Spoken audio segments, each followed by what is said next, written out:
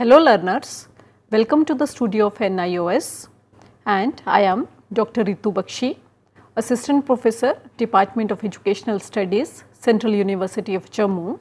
I am here to talk on the topic Social Science, Curricular Perspectives from Gender, Caste and Tribals. So dear learners, our today's talk will focus on the various curricular perspectives with the lens of gender, caste and tribals. Mahatma Gandhi has said, I am uncompromising in the matter of women's rights. In my opinion, she should labor under no legal disability not suffered by men. I should treat the daughters and sons on a footing of perfect equality. So, dear learners, today we will be discussing about a few words about the situation through the perspective of gender, caste and tribal. What are the various barriers? What conditions are needed to teach gender studies and equality education? What is taught and how it is taught, and how gender and caste-based inequality appears in the schools. So, we will take gender first. Women constitute roughly half of the population of India. Though Indian society has a tradition of mother worship, treatment with women is not at par with that of man in the country as a whole. You may find that from the population census statistics, whether journal or scheduled caste or scheduled tribe, the less literate women are there than their male counterparts. Various reports depict less literacy rate, declining sex ratio, less women's participation in the political process of the country, mistreatments in the different social aspects, safety issues, the traditional male child obsession in the Indians.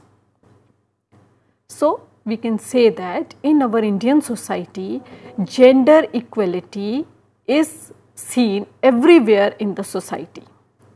Women and men, boys and girls are taught that power is masculine and masculinity is power.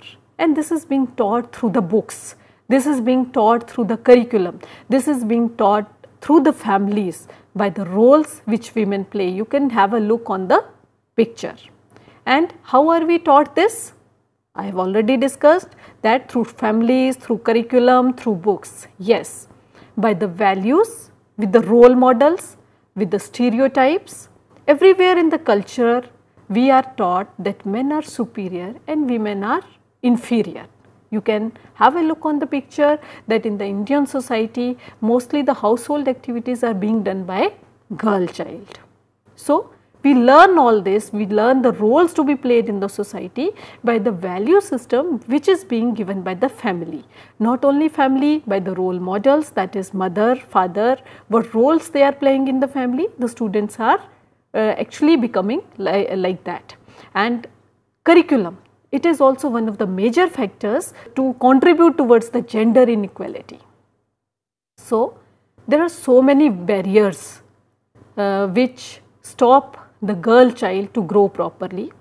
Why do the statistics reflecting women's literacy, their enrollment in primary, secondary and higher education or their dropout rates read so poorly? This is the major question.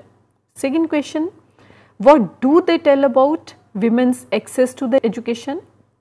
What systematic errors we have aided in this and what can be done to remedy the situation? So, this section of gender inequality highlights some of the barriers to women's education, drawing on the previous studies which are available and which are possible. So, the major barrier in the girl education is inadequate school facilities which sometimes serve as the deterrent for the girl child's participation in the formal schooling. The chief barrier to women's education in India is the shortage of female teachers and gender bias in the curriculum. Yes, dear learners, you need to note that there is shortage of female teacher in the far-flung areas, in the remote areas, and there is great gender bias in the textbooks also, in the curriculum also. Lack of toilets, it is also one of the major factors, and it can be particularly detrimental to the girls' school attendance, where the only option of attending to the nature's call out in the open can pose both a physical as well as psychological barrier. So, lack of toilet facilities, lack of infrastructure, lack of motivation, lack of the teachers, and lack of the curriculum, proper curriculum which promotes the gender equality. These are the major barriers. Other barriers, some of other barriers to women's education are sociological and rooted in gender stereotyping and gender segregation. Others are driven by economic concerns and constraints. A consequence of gender profiling and stereotyping is that women tend to participate more in the programs that are related to the domestic role. We have already discussed that domestic roles and values females get from their families. A mindset that views education for girls as unlikely to reap any returns ascribes to the view that investing in the education of male child is like an investment, as the son is likely to be responsible for caring for the aging parents.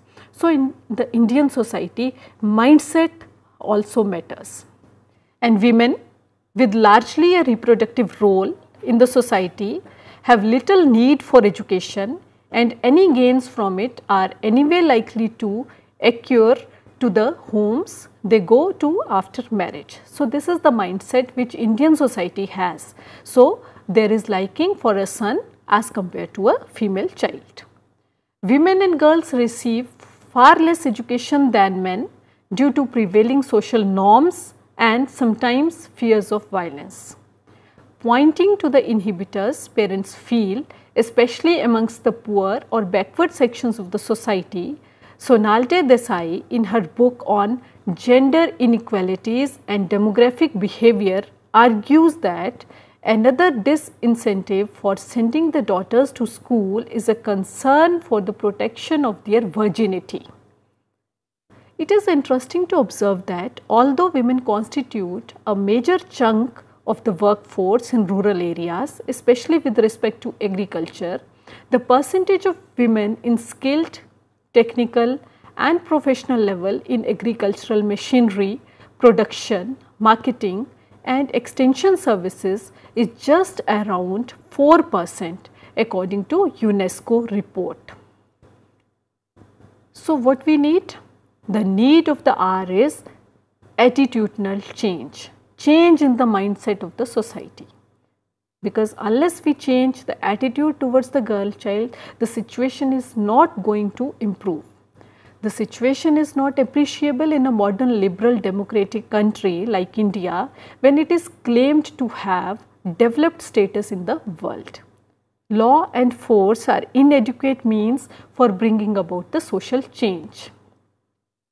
Social sciences as a subject and you as a social sciences teacher can do a lot to bring about the attitudinal changes in the learner. So, this is the responsibility of a teacher. The government has given the onerous duty to a teacher of the social sciences. So, you as a social sciences teacher can bring a lot of change by changing the mindset of the people and by starting from the early age of the children and by inculcating the gender sensitization among the students. So, you are very important as a social science teacher. So, dear learners, as a social science subject and as a social science teacher, you have a great responsibility to deal with. Social sciences must sensitize the future citizens of India to such issues as gender equality in the curriculum. We can see gender bias in the curriculum also. So, responsibility of a social science teacher is very onerous and very vast. Role of a social sciences teacher can be ensuring increased participation of women in education, changing the mindset in the society, sensitization and awareness building for the women's education, innovative approaches to make education available and accessible to women, and enabling the policy framework. We have many laws and frameworks for women education, for girls education, but unless we implement this at the ground level, the situation is not going to change. So, as a social science teacher, your main responsibility towards the society is changing the mindset of the society and catch the students early so that you can sensitize them at an early age. So, we learned that gender equality education is all about empowerment of women, communication, expression, arguing, solidarity, activism, civil consciousness, empathy, broad-mindedness, toleration, self-understanding and life skill education. So, as a social science teacher, you have to take care of all these components when you are teaching social sciences as a subject. So, gender equality education you can provide to the students as a hidden curriculum by inculcating all these factors in the students, and this will definitely go towards the gender equality. So, dear learners, the road ahead for education of women is long and winding. Much needs to be accomplished. First thing which as a teacher, as a learner, which you need to do is to attract the girl child. Second will be to increase the enrollment in the schools, and third will be to retain, train and educate them. This is very important. Although the structural issues may be easier to address with the commitment and will of the government and local bodies, that is policy frameworks they can frame, but the psychological and sociological barriers require long-term sustained efforts from all. And as a teacher, you need to remove this psychological and sociological barrier, and as I have discussed earlier, catch the students early if you want to sensitize them, if you want to give them the gender equality education.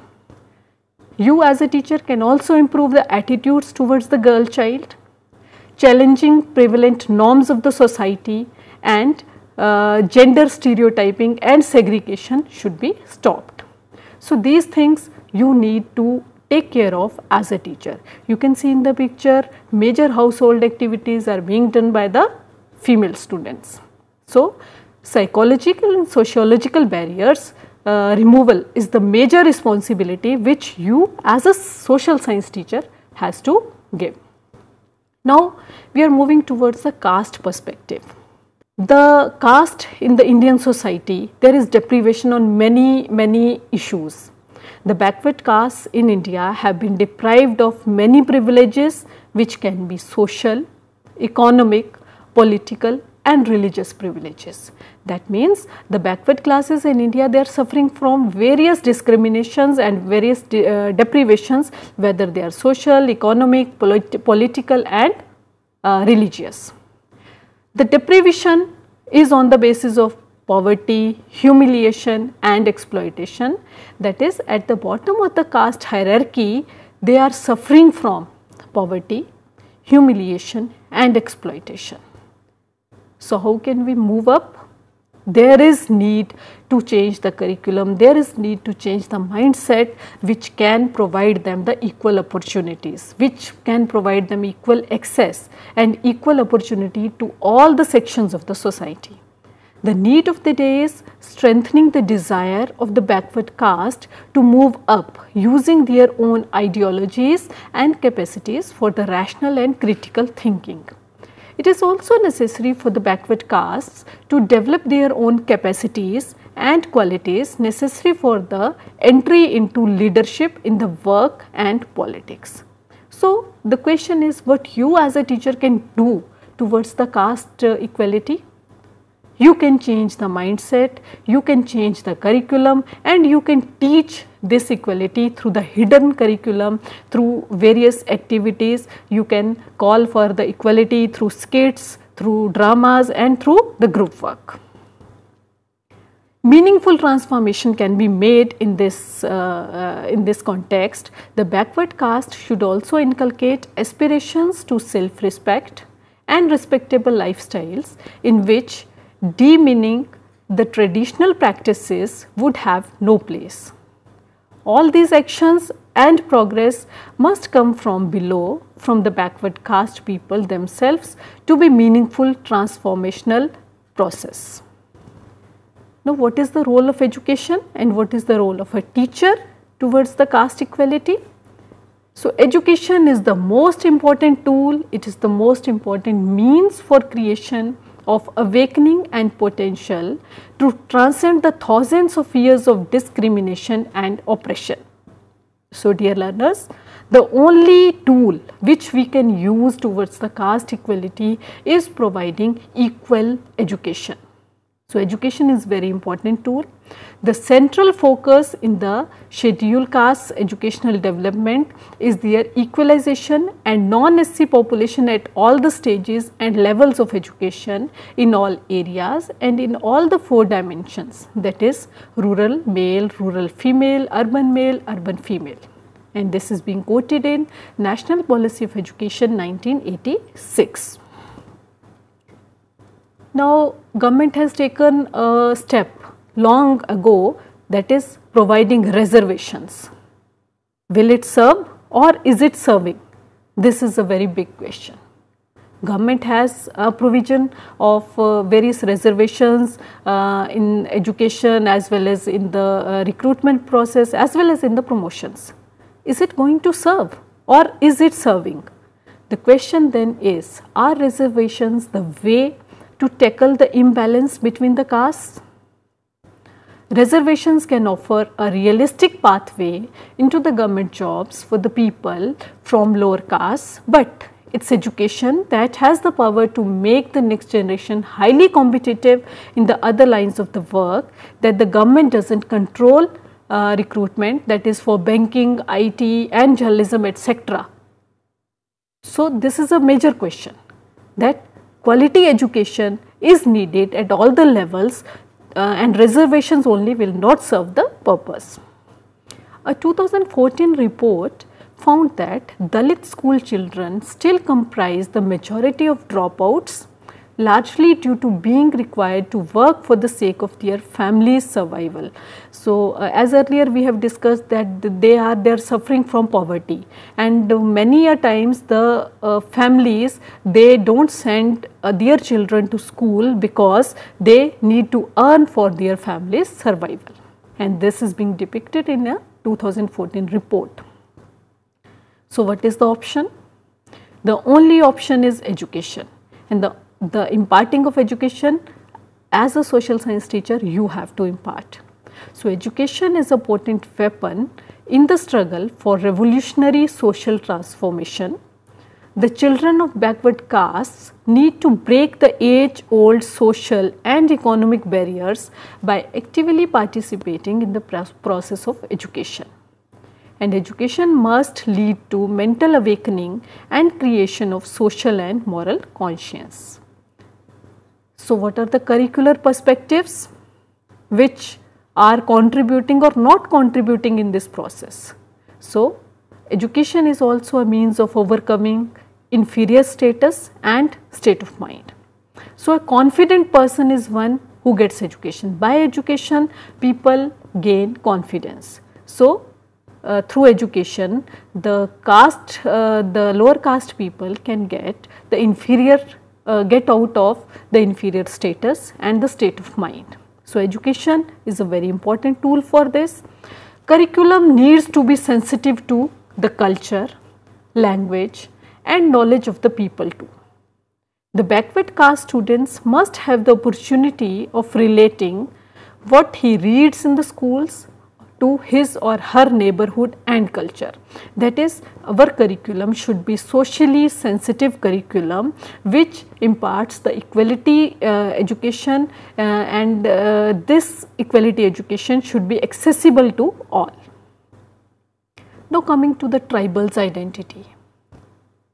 The National Policy on Education 1986 states the curriculum at all the stages of education will be designed to create an awareness of the rich cultural identity of the tribal people as also of their enormous creative talent. So, this is quoted in National Policy of Education 1986. Now, as a social science teacher, the social science is the most appropriate subject to discuss the social issues like tribal perspectives of history, culture, environment and development. Educating a tribal children has been the challenge for the government for various socio-economic, socio-cultural, ecological and administrative reasons. Government is redesigning its strategies to create an enabling ecosystem of equal opportunity for quality education for scheduled tribe children. So, these are the efforts of the government, but as a teacher the imparting part has been given to you. Now, what is the major challenge? One of the major concerns of the tribal education is low ST literacy rate and high ST dropout rate. Improving the ST literacy in general and ST female literacy in particular is the challenge and requires serious efforts, which is not possible without the active involvement of various sections of the people. Have a look at the census 2011 data. This clearly shows that ST literacy rate is 58.96% as against 70.04% all sections, which is the lowest among all the social groups. So, what we need to do is we need to increase the literacy rate of ST population. Now, have a look at the dropout rates. The situation here is again very poor as compared to the other sections of the society. Reducing the ST dropout rates in the class 1 to 10th is a challenge. Bringing them back and to gainfully utilizing those who have already dropped out requires extreme care, sensitivity, imagination and meticulous planning. So, this is very big responsibility, that is extreme care, empathy, sensitivity, imagination and meticulous planning, and you as a social science teacher only can do wonders. No policy, no framework, no government efforts will give the desired results unless a teacher takes the responsibility of a social worker. So, you as a teacher can do the wonders. So, by studying the social sciences and by becoming a social sciences teacher, we can deal with the various issues of gender equality, caste and tribal education. So, dear learners, today we learnt about the gender equality, the caste-based equality and the tribal education. I hope that after this session you will be able to know the facts about these three major identities. Thank you so much.